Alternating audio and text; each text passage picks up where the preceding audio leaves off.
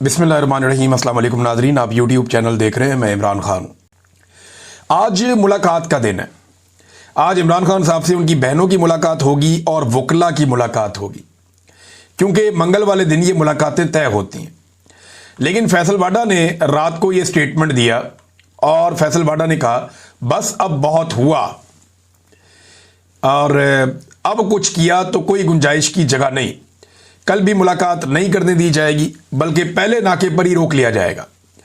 अब कुछ बर्दाश्त नहीं किया जाएगा, टॉलरेंस की बिल्कुल गुंजाइश नहीं है। देखिए, फैसल वाडा जो है वो कोई जेल का एहलकार तो नहीं है। फैसल वाडा जो है वो जेलर का यार दोस्त भी नहीं है, या जेलर के साथ भी इसके ताल्लुकात नहीं है। पंजाब हुकूमत पर ये वैसे ही तनकीद करता रहता है और फेडरल गवर्नमेंट के भी ये इतना कोई हक में नहीं है। PMLN को ये वैसे ही पसंद नहीं आता और ना वो एक दूसरे को पसंद नहीं करते। तो ये बंदा किसका है? बंदा तो ये एस्टेब्लिशमेंट का है। ये अपने मुंह से कहता है और बार बार कहता है। तो एस्टेब्लिशमेंट ने फैसल वाडा के जरिए से यानी ये पैगाम आपको पहुंचा दिया और सुना दिया कि मुलाकात नहीं करनी दी जाएगी। दूसरी जानिब पाकिस्तान तहरीक-ए-इंसाफ ने चलो चलो अडियाला चलो का बैनर शेयर किया हुआ है और वो जोर लगा रहे हैं कि मैक्सिमम लोग अडियाला के बाहर पहुंचे इमरान खान साहब की बहनों से, और जो वकला मुलाकात के लिए जाना चाहते हैं उनसे इज़हार यकजहती करने के लिए। अब इस जुमेरात को वजीर आला खैबर पख्तूनख्वा 10वीं मरतबा आने वाला, 10वीं मरतबा आएगा। तो क्या एक वजीर आला 10 मरतबा चल के आया एक सूबे से, एक जेल के बाहर, और उसने मुलाकात अपने लीडर से करनी है? और ये निज़ाम इतना पागलपन का शिकार है कि ये एक वजीर आला को एक लीडर से मिलवाने से डरता है। हालांकि अब तो मिलवा देना चाहिए, अब तो काम भी निकल गया जिस काम का एक खदशा। देखे ना, इमरान खान साहब ने कोई ज़हनी मरीज का लफ्ज़ पहली दफा तो इस्तेमाल नहीं किया। ये मैं आपके सामने रख देता हूं फैक्ट।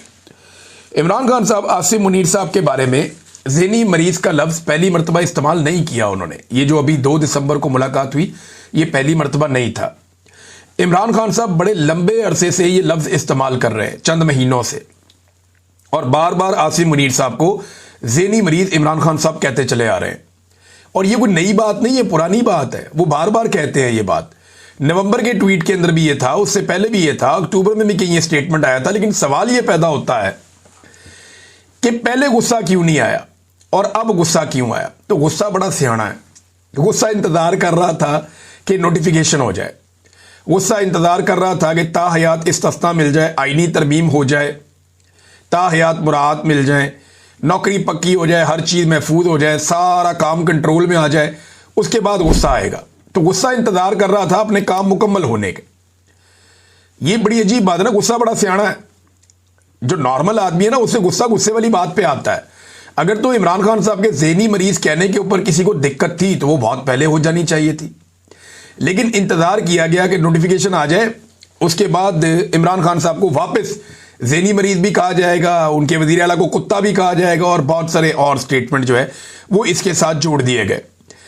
अब मुलाकात का दिन है। इमरान खान साहब की मुलाकात के बारे में यह शुनीद है कि मुलाकात नहीं करवाई जाएगी, बल्कि राणा सनाउल्लाह साहब ने एक बात की टीवी चैनल पर बैठ के। उन्होंने कहा कि इमरान खान के खिलाफ गद्दारी के मुकदमे का इम्कान रद्द नहीं करता मैं।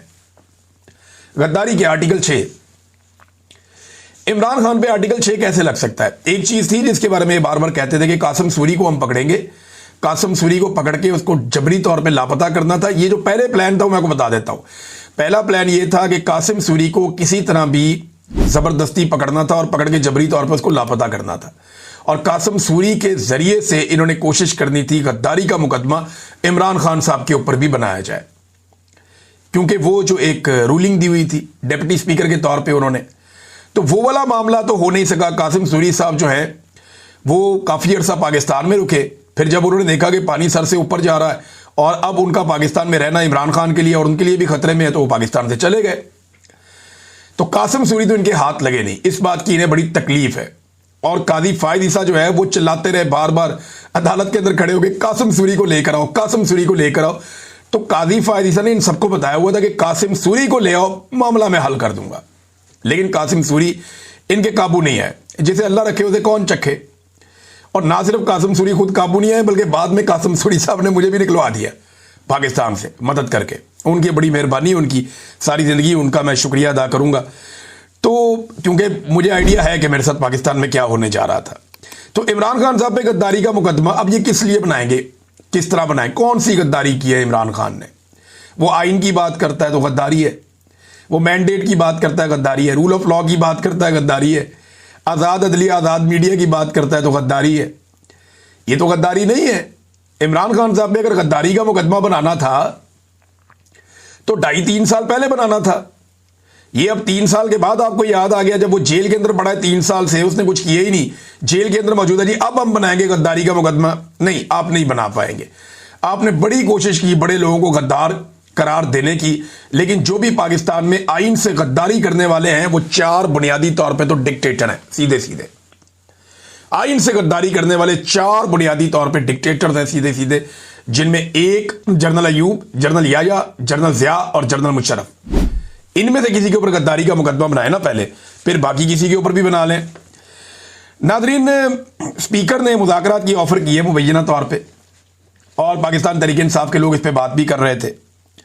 लेकिन हैरत की बात यह है कि अभी तक जो अपोजिशन का एक स्पीकर को अगर मुज़ाकरात करने ही है तो अपोजिशन लीडर का नोटिफिकेशन तो जारी कर देना भाई। जब नोटिफिकेशन फील्ड मार्शल साहब का जारी करना था तो फटाफट हो गया था। शहबाज शरीफ साहब को बरतानिया से भी बुलवा लिया गया था। लेकिन एक नोटिफिकेशन है इतने लंबे अरसे से अटका हुआ है अपोजिशन लीडर का, महमूद खान अचकजई को इमरान खान साहब ने नॉमिनेट किया हुआ है, वो अभी तक नोटिफिकेशन ही नहीं हुआ। और ये वही महमूद खान अचकजई हैं जिन्हें पिछली मरतबा पीडीएम की जमातों ने अपने साथ रखा हुआ था जमहूरियत का लारा लगा के, और उसके बाद ये फौजी ट्रक में सवार होकर सारे के सारे असेंबली में पहुंच गए फॉर्म 47 लेकर, और महमूद खान अचकजई के सामने पूरा पोल भी खुल गया। तो अब जो अचकजई साहब हैं इनको नोटिफिकेशन जारी नहीं किया जा रहा। इसके ऊपर जो अपोजिशन है पाकिस्तान तहरीक इंसाफ, उन्होंने एक पार्लिमानी एक मीटिंग भी की है जो पार्लियामेंट के अंदर इनकी होती है। वहां चंद चीज़ों के ऊपर उन्होंने गौर किया। एक तो राणा सनाउल्लाह ने एक ऑफर की थी कि एक पार्लियामेंट्री कमेटी बना देते हैं, इमरान खान साहब की जेल सहूलतों का जायजा ले लेते हैं। उन्होंने कहा जी बिल्कुल ठीक है, बनाओ, इधर से फंसते हैं इधर से फंसाओ। उन्होंने कहा राणा सनाउल्लाह को इसके अंदर शामिल करें और बाकी लोग जो है पाकिस्तान तहरीक इंसाफ सेनेटर्स के, कौमी असम्बली के अरकान के और वकला के नाम दें, ताकि इमरान खान साहब तक के लिए रसाई और रास्ता तो खुले ना। राणा सनाउल्लाह साहब खुद भी जाना चाहते हैं तो जाके देख लें, उन्हें आइडिया हो जाएगा। लिहाजा फौरी तौर पे पाकिस्तान तहरीक इंसाफ ने मुत्तफिका तौर पे इस बात को तस्लीम कर लिया कि जनाब इसको हम कर लेते हैं। इसके अलावा नादरीन एक चीज़ मैं आपको और बताऊं कि आइन का एक और आर्टिकल है 234। वैसे ये जो इमरजेंसी के हवाले से आर्टिकल्स हैं ये 232 से लेकर 237 तक है। यानी पाकिस्तान में जब इमरजेंसी लगाई जाती है किसी सूबे में तो इमरजेंसी के लिए ये सदर का इख्तियार होता है, उसके बाद ये जो पार्लियामेंट है उसका बड़ा इंपॉर्टेंट रोल होता है असेंबली का। अगले वीलॉग में आपको बताऊंगा। अब तक के लिए इतनी, अपना ख्याल रखिएगा, अपने चैनल का भी। अल्लाह हाफ़िज़।